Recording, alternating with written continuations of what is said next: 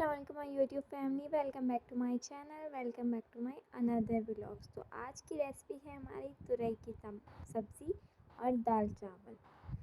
और ये जो आलू बुखारे की चटनी है और हरी मिर्ची और लहसुन की चटनी, नींबू और मिर्चों का अचार, ये मेरी सास की बनाई हुई रेसिपी है। इंशाल्लाह आपको ज़रूर सेंड करूँगी आगे। तो यहाँ पे मैं चावल बनाने जा रही हूँ। चावल के पानी मैंने बॉईल होने के लिए रख दिए हैं और मैंने 1.5 कप चावल को भीगने के लिए रख दिया है अलग से। ये चावल का पानी जब बॉईल हो जाएगा तो मैं इसमें चावल डाल दूँगी। तो मैंने तुरई की यहाँ पे कटिंग कर ली है जो कि हाफ़ केजी है, और दाल भी मैंने 1 कप भिगा दिया है। दाल को मैंने पहले अच्छे तरीके से धोया है, उसके बाद उसको भिगा दिया है। और ये चावल को भी मैंने धो कर के भिगा दिया था और पानी बॉईल हो गया है। अब मैंने उसको चावल को पकने के लिए रख दिया है। ये चावल का प्रोसेस मेरा कंप्लीट, मतलब समझिए अब बॉईल आएगा जब चावल बॉईल हो जाएंगे तो उसको स्ट्रेन कर लूँगी, उसके बाद दम पे रख दूँगी। तो ये मैंने हाफ़ केजी तुरई लिया है और दाल ली है मैंने 1 कप, और दाल को मैंने भीगने के लिए थोड़ी देर के लिए रख दिया है। उसके बाद मैं इसमें पानी डालूँगी और इसका पहला पानी मैं निकाल दूँगी, ताकि इस दाल से जो कुदरती पोटेशियम होता है वो अलग हो जाए। यानी जो कुदरती अल्लाह ताला ने इसके अंदर जो नमकीनियात डाली है वो उसमें से अलग हो जाए, क्योंकि ये सीकेडी के पेशेंट्स के लिए बहुत नुकसानदेह है, क्योंकि वो ऑलरेडी नमक थोड़ा-सा ले रहे होते हैं और जो इनके जो सब्ज़ियों में और जो दालों में अपना उनका खुद का पोटेशियम होता है, वो जो दोनों मिलते हैं तो फिर हाई ब्लड प्रेशर होता है। तो इसलिए इसका पोटेशियम इनकी डाइट में यही है कि इनका पानी पहला निकाल दिया जाए और सारी सब्जियों का भी। तो मैं यहाँ पे दाल पकने के लिए रख दी हूँ। अब ये दाल में जैसे ही बॉईल आएगा तो मैं इसका पानी निकाल दूँगी। हमारे चावल भी बन चुके हैं और अब मैंने इसका पानी स्टेन कर दिया है, और मैं पानी अच्छे से इसका स्टेन करूँगी ताकि पानी बिल्कुल ना रहे, वरना चावल गीले हो जाएंगे। अब मैं इसमें 1 टेबलस्पून ऑयल डालूँगी और उसको कैप लगा कर के इसको मैं सही से हिला लूँगी ताकि चावल बिखरे-बिखरे हो जाएँ। अब मैं इसको दम पे रख दी हूँ और यहाँ पे मेरे साथ-साथ दाल भी बॉईल होने के लिए रख दी है। जब तक मैंने प्याज छील लिया है, अब मैं प्याज की कटिंग कर लूँगी। मैंने 2 टमाटर लिए हैं, यहाँ पे 2 मिर्चें ली हैं और 1 बड़ी मिर्च ली है। और यहाँ पे मैंने मेजरमेंट कप लिए हैं, ये मैं आपको सिर्फ दिखा रही हूँ। ये मैंने लिए हैं, ये इसका बहुत अहम किरदार है बेकिंग में भी और नॉर्मल खाने में भी और पेशेंट के खाने में भी। तो मैं प्याज की अब यहाँ पे कटिंग कर रही हूँ। इसको लंबे-लंबे कट करने हैं, चॉप नहीं करने हैं। और इसी तरह तुरई की भी लंबी-लंबी कटिंग करनी है। अब हमारे दाल में बॉयल आ चुके हैं, इसका पानी मैंने स्टेन कर दिया है। साथ-साथ ही मैं पानी बॉयल होने के लिए रख दूँगी अलग से। अगर इसमें ठंडी पानी डालूँगी तो दाल कढ़ जाएगी, तो जैसे ही पानी में बॉयल आएगा मैं इसमें डाल दूँगी। तो यहाँ पे मैंने एक थर्ड कप जो होता है ना, वो मैं आपको मेजर करके दिखा रही हूँ, थर्ड कप मैंने ऑयल लिया है और इसी में मैं खाना बनाऊँगी। हमारे पानी बॉयल हो गए थे तो मैंने दाल में डाल दिए। अब मैं इसको गलने के लिए छोड़ दूँगी और 1 टमाटर की स्किन उतार के बीज निकाल कर के दाल के अंदर डाल दूँगी चॉप करके। ये दाल और टमाटर दोनों एक साथ गल जाएंगे। अब इसका काम ये है कि ये हमारा गलने का काम स्टार्ट हुआ। अब इसमें मैं 1 चम्मच हल्दी डालूँगी और आधा चम्मच में मिर्च डालूँगी। लाल मिर्च, ये देखिए एक भी नहीं, मैं हाफ़ टी स्पून यूज़ कर रही हूँ, क्योंकि हरी मिर्च तो डालते हैं हमारे घर में, दाल बच्चे भी खाते हैं, तो इसलिए हम हाफ़ टी स्पून यूज़ करेंगे मिर्चों को। अब हमारी दाल पक रही है। अब मैं इसका क्या करूँगी, ये बॉयल आ चुका है, इसका कैप लगा दूँगी और आँच को हल्की कर दूँगी। बिल्कुल हल्की आँच पे ये दाल गल जाएंगे और ये बिल्कुल एयर लॉक हो जाएगा। ये पतीली बहुत अच्छी है, ये मेरी सास की अम्मी ने उनको दी थी, और इसमें खाना मतलब अगर आप भाजी बनाएं या दाल बनाएं तो ये बहुत ही मज़ेदार बनती है। तो हमारे साथ साथ प्याज भी कटिंग हो गई है। अब मैं टमाटर की स्किन उतारूँगी और उसके बीज को पूरी तरीके से रिमूव कर दूँगी, तो ये हमारे लिए हेल्दी टमाटर हो जाएगा। वैसे भी नॉर्मल बंदे को भी बीज और स्किन निकाल कर के यूज़ करना चाहिए, ये फिर हमारे लिए हेल्दी होता है। और ये अच्छी तरीके से सालन गल भी जाते हैं और उसकी ग्रेवी भी बहुत अच्छी बनती है अगर आप इसके स्किन और इसके बीज को निकाल दिए। तो ये सिर्फ ना कि सीकेडी के पेशेंट मतलब क्रोनिक किडनी डिसीज़ के पेशेंट के लिए बेनिफिशियल है, बल्कि ये नॉर्मल बंदे के लिए भी बेनिफिशियल है। और जिनको पित्ते का मसला है या पित्ता जिनका रिमूव हो गया, जिनको किडनी स्टोन है, तो उनके लिए भी बहुत ही बेनिफिशियल है कि आप उसको स्किन और इसकी सीड्स को निकाल दें। तो मैं आपको यहाँ पे दिखा रही हूँ, मैं किस स्पून से निकाल रही हूँ और बहुत ही ईज़िली इस तरह निकल जाता है। ये देखें, ये सारे मैंने इसके निकाल दिए, स्किन भी रिमूव हो गए, इसके सीड्स भी रिमूव हो गए। अब मैं इसको जूनियन कटिंग की तरह, बिल्कुल चॉप की तरह कटिंग होती है ना, वो कर लूँगी। जूनियन कटिंग चॉप कर लूँगी बिल्कुल, ताकि इसको गलने में आसानी हो।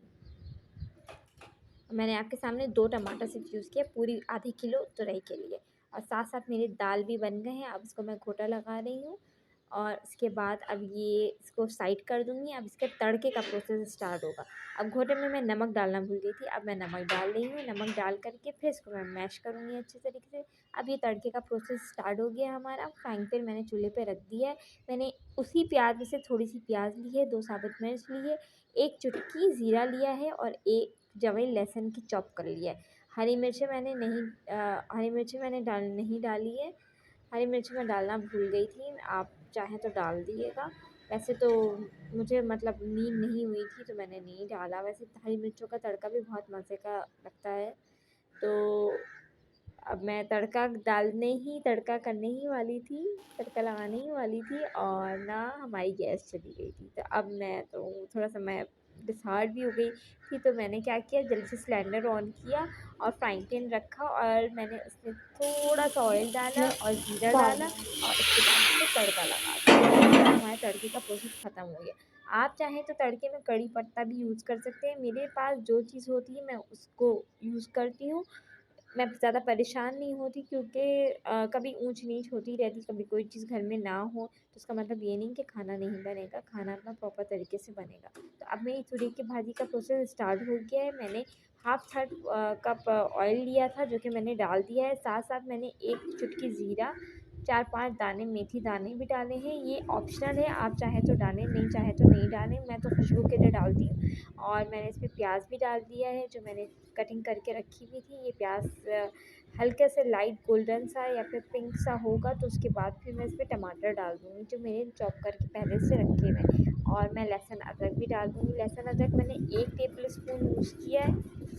अब मैं क्या करूँगी, जो रिमेनिंग लहसुन अदरक है जो प्याले में, मैं उसमें पानी डालूँगी और फिर उसको भूनने के लिए यूज़ करूँगी। तो मेरे लहसुन अदरक भी प्याज के साथ भुना रहे हैं। अब मेरा प्रोसेस है टमाटर का। अब मुझे टमाटर डालना है। टमा लो कुछ पहले तो मैं मतलब मसाले डालती थी उसके बाद भूनती थी, लेकिन अब मैं टमाटर पहले डालती हूँ ताकि टमाटर अच्छी तरीके से गल जाए। तो ये आपकी मर्ज़ी है, आप चाहें तो पहले मसाला डालें, पहले टमाटर डालें। ये मेरी सास करती हैं ऐसे, तो मैं उन्हीं से सीखी हूँ खाना बनाना। तो मैं उन्हीं के प्रोसेस को इस्तेमाल करती हूँ। वो पहले टमाटर भी डाल देती हैं, कभी वो मसाले भी डाल देती हैं और फिर साथ-साथ वो नमक भी डाल देती हैं ताकि टमाटर गल जाएँ। उनका कहना है कि टमाटर में नमक डाल दिया जाए पहले, तो टमाटर अच्छी तरीके से गल जाते हैं, तो मैं भी यही करती हूँ। तो अब मैं डालूँगी इसमें मसाले। मसाले मेरे क्या हैं, मसाले में मुझे हल्दी, मिर्चें और धनिया, बस 3 चीज़ का इस्तेमाल करना है। और इसकी क्वांटिटी, इसकी मेजरमेंट मैं आपको अभी बताऊँगी। पहले मैं टमाटर को अच्छे से गला लूँ, मतलब हाफ़ टमाटर गल जाएँगे ना, और मैं सिलेंडर यूज़ कर रही हूँ तो मुझे इस पे ज़्यादा ध्यान रखना है क्योंकि सिलेंडर का चूल्हा जो ऑन करने में और बंद करने में और नॉर्मल करने में थोड़ा-सा मसला होता है। मुझसे तो स्पेशली मसला होता है, इसलिए कि मेरा हाथ मतलब कब से तो इस्तेमाल कर रही हूँ, लेकिन फिर भी एक अलग होता है जो चूल्हे की चूल्हा घुमाने की तरीका होता है और जो सिलेंडर का चूल्हा ऑन करना ऑफ़ करने का और मीडियम करने का मसला होता है, ये थोड़ा डिफरेंट होता है। तो बार-बार मुझे चेक करना पड़ता है। और जो पाकिस्तान का हाल है तो वहाँ तो सिलेंडर भी अब यूज़ करने आ जाना चाहिए इंसान को। तो ये मेरी ये स्पून है, एक हाफ़ टेबल स्पून है और एक टीस्पून है। तो मैं, आप देखिएगा मैं किसमें टेबल स्पून और टीस्पून यूज़ कर रही हूँ। ये हल्दी है, ये मुझे टेबल स्पून यूज़ करना है, तो मैंने 1 table spoon, half table spoon मैंने हल्दी ले ली है और ये मैं अब भाजी में डाल दूँगी, तुरई में।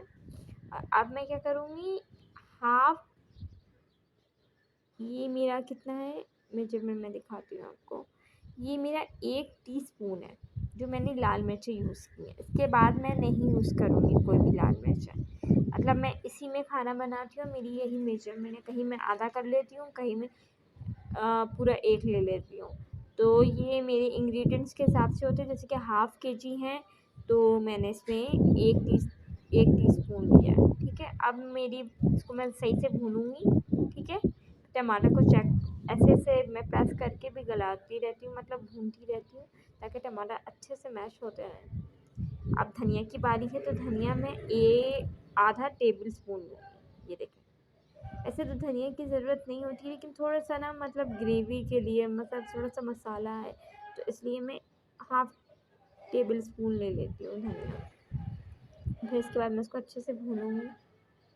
देखिए, भुनाई ऐसी होनी चाहिए कि आपके काले भी ना हो, कि आपकी सब्ज़ी काली-काली लगे, लाल-लाल ही लगे, और साथ-साथ आपने पानी को भी यूज़ करना है। मैंने हाफ़ कप वाटर ले लिया है और इसको मैं वक्फे-वक्फे से डाल रही हूँ और वक्फे-वक्फे से चला रही हूँ। तो मैंने अभी थोड़ा-सा डाला है, इसके बाद फिर मैं चलाऊँगी, फिर मैं थोड़ा-सा पानी इस्तेमाल करूँगी, जैसे ही पानी खुश्क हो जाएगा, फिर मैं चलाऊँगी। देखिए, आपको मसाला लगने नहीं देना है। मसाला लगने देंगे आपके भाजी की शक्ल ख़राब हो जाएगी। तो इसी तरह देखिए, मैं सिलेंडर में यूज़ कर रही हूँ, लेकिन मैं इसको लगने नहीं दे रही। फिर अब मैं नमक डाल दूँगी। तो मैंने नमक की मेजरमेंट आपको बता रही हूँ, मैंने हाफ़ टेबल स्पून नमक लिया है। और मैंने कोई सब्ज़ी में पहले से नमक नहीं डाला था, ना ही मैंने टमाटर में नमक डाला था। तो अब मैं ये हाफ़ टेबल स्पून नमक ले रही हूँ, जो कि मैं अभी यूज़ करूँगी। अब थोड़ा-सा मैंने रोक लिया है, क्योंकि आफ्टर जो ये पानी छोड़ता है उसके बाद इसका जो टेस्ट होता है वो अलग होता है। तो इसलिए मैं सब मसाला भूनते हुए अलग और एंड में थोड़ा-सा रोक के डालती हूँ। तो अब मैं मेरी सास ने कहा था एक आलू भी डाल दो, तो मैंने एक आलू लिया, उसको छोटे-छोटे पीसेस में काटे और उसके बाद मैंने आपके सामने काट रही हूँ। उसके बाद मैंने भुने हुए टमाटर भुने हुए मसालों में डाल दिया। पहले मैंने आलू गलाए, क्योंकि आलू को गलने में थोड़ा-सा टाइम लगता है और तुरई जल्दी गल जाती है। तो मैंने पहले क्या किया, आलू को डाला, उसके बाद थोड़ा-सा भुना उसको। अब मैं ये देखिए आपके सामने भून रही हूँ। अब मैं तुरई डालूँगी। ये मेरे हाफ़ केजी तुरई है, जो कि मैंने डाल दी है। उसके बाद मैं इसको थोड़ा-सा भूनूँगी।